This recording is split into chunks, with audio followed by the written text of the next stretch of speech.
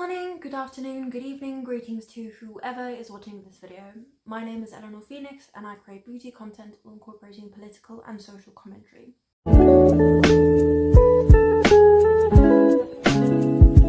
Today's topic is going to be a bit different to my usual videos. It will be a bit more personal. I'm going to be talking about my experiences with borderline personality disorder and how this mental health disability affects me.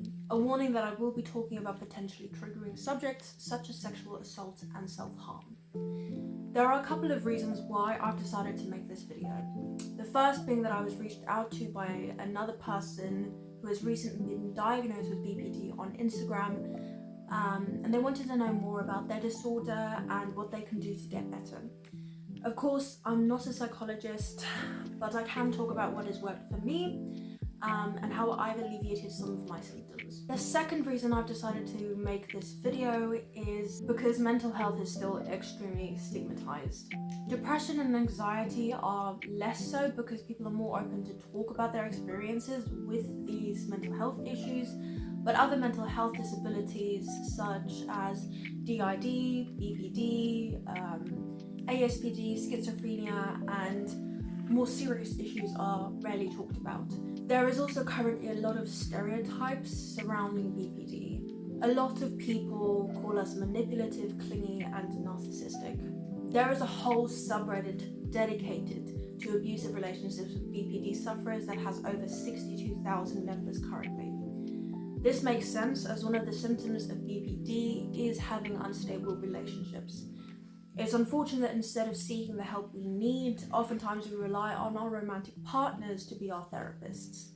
This isn't healthy and is part of the reason why so many people suffer at the hands of a loved one who has borderline personality disorder. I think something that needs to be remembered is that BPD is something that develops because of abuse. A lot of the time, because of the way that we grew up, we are both manipulative and easily manipulated, oftentimes without realizing it. Many of us become so programmed, conditioned, socialized, and or normalized to behavior in the environments that we grew up in that manipulation just seems to be something that everyone does.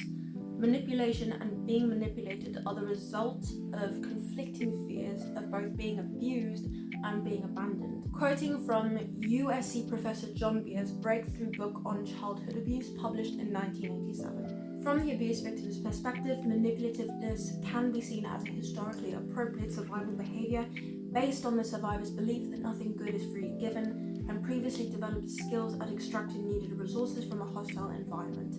A typical result is social isolation and rejection, especially when rage, neediness, and distrust are also present. This alienation may produce increased emotional neediness, leading to inappropriate interpersonal behaviors, and as a result, subsequent greater rejection and estrangement. It is important to point out that BPD is treatable. Healing is a matter of breaking the dysfunctional patterns of thinking, feeling, and behaving that are causing you distress. And look, it's not easy to change lifelong habits. Choosing to pause, reflect, and then act in new ways will feel unnatural and uncomfortable at first, but with time, you'll form new habits that help you maintain your emotional balance and stay in control. The 9 symptoms associated with BPD are the following. 1. A fear of abandonment. 2. Unstable relationships. 3. An unclear or shifting self-image. 4. Impulsive self-destructive behaviors. 5. Self-harm. 6. Extreme emotional swings. 7. Chronic feelings of emptiness. 8. Explosive anger. And 9. Feeling suspicious or out of touch with reality. I want to talk a bit about my personal experiences with these symptoms. When it comes to my list of fears, abandonment is at number 1. I'm not particularly scared of snakes, spiders, or even death, but being abandoned by the people that I love, that scares the shit out of me. I hardly have any friends because my fear of abandonment runs so deeply that I would rather have no friends and no attachments at all than experience the emotional distress that I have in the past when someone I love has left me. I would rather be lonely than let down. In the past, I've had plenty of unstable relationships, both romantically, platonically, and even within my family.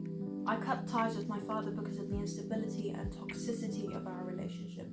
I've lost plenty of friends. I've not been able to keep any romantic relationships in the past until I met my current boyfriend. He has been such an amazing support, and he has taught me that love isn't painful.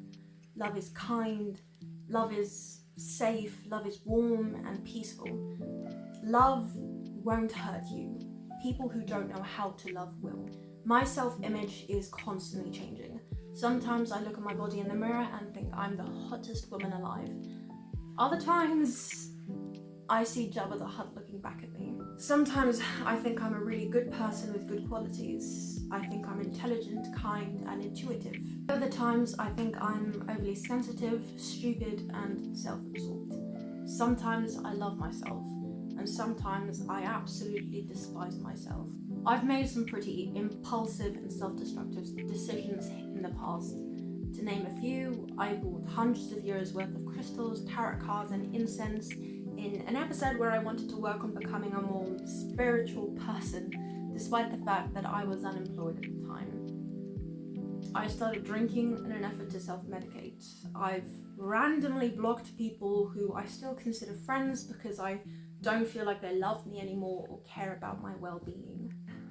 I also have tons of little cuts and burns on my arms that were self-inflicted. I've cut my thighs and my tummy in the past as well. When it comes to regulating my emotions, I find it next to impossible. I'll get overly angry in situations where I really don't need to.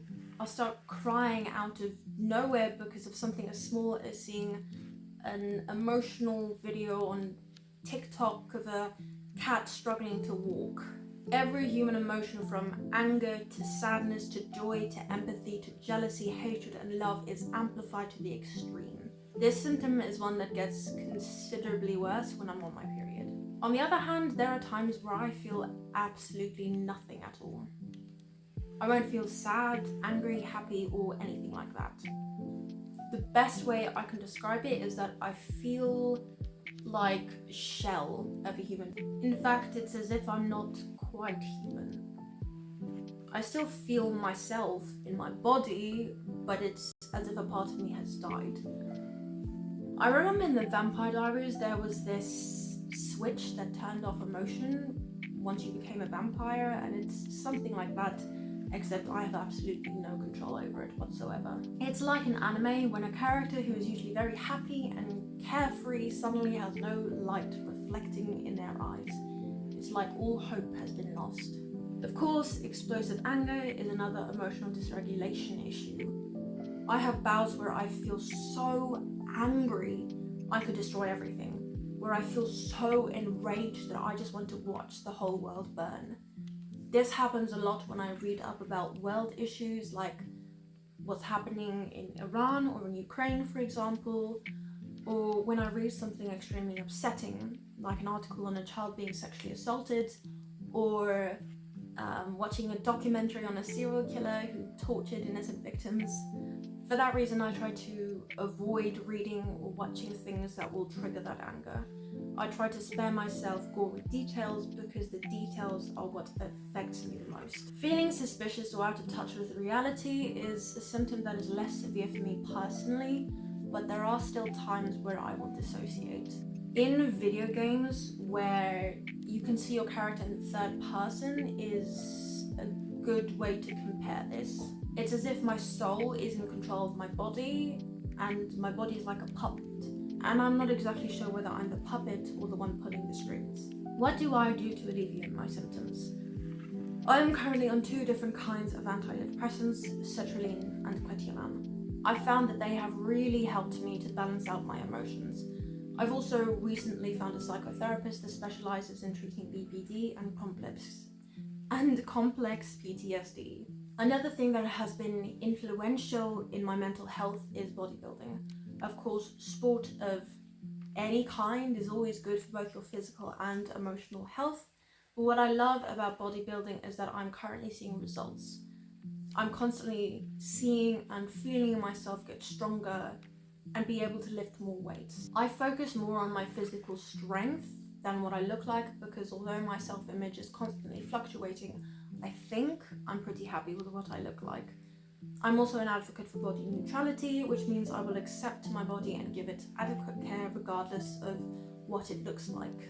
Of course, the things that help me might not necessarily help you, but if you are looking for somewhere to start, then what I recommend is getting a good psychiatrist and a good therapist. And you don't have to settle for the first therapist that you find. I've had to go to quite a few appointments with therapists and counsellors that weren't quite the right fit for me, and I didn't want to settle for someone who I'm not compatible with. Finding a therapist is a bit like finding a romantic partner. You can't just pick someone out of a crowd. You need to find an individual that you are comfortable disclosing your most traumatic experiences to and showing the worst parts of yourself to. To people with loved ones who have BPD and are looking for some advice, please understand that this is not your burden to bear. It is our responsibility to get the help we need and to heal our trauma. The best thing you can do is urge us to get therapeutic and psychiatric help. Offer to come with us when we have our appointments and ask us if there's anything that we would like to share with you.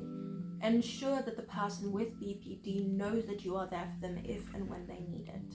To people watching this video who are not diagnosed with borderline personality disorder but related to some of the symptoms that I share today, do not tell people that you have BPD if you have not been medically diagnosed with it. This is a serious mental health disorder, and people who don't have BPD but claim to have it just add to the stigma. If you suspect that you have BPD, find someone who can officially diagnose you with the disorder.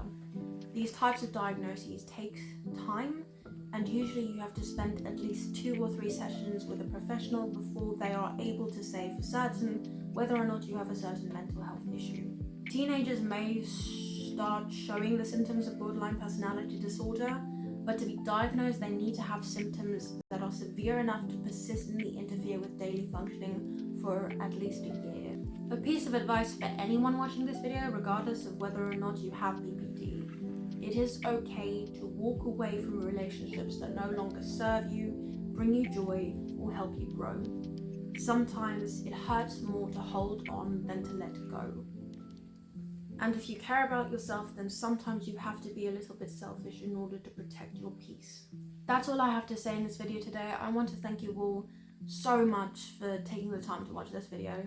Hopefully, if you suffer from BPD or know someone who suffers from BPD, then this video has helped you in some way, even if the only thing you got from watching this is knowing that you aren't alone in your struggles. If you have any more questions for me, then please leave them in the comments below. I'm more than happy to answer them. If you want to see more of me, then subscribe to the channel. You can also follow me on TikTok or on Instagram if you'd like. It's at Eleanor I Phoenix on all platforms. I also have a Twitter account that I never use, but you're more than welcome to follow me on there too. I hope to see you all in my next video. Peace, love, and respect.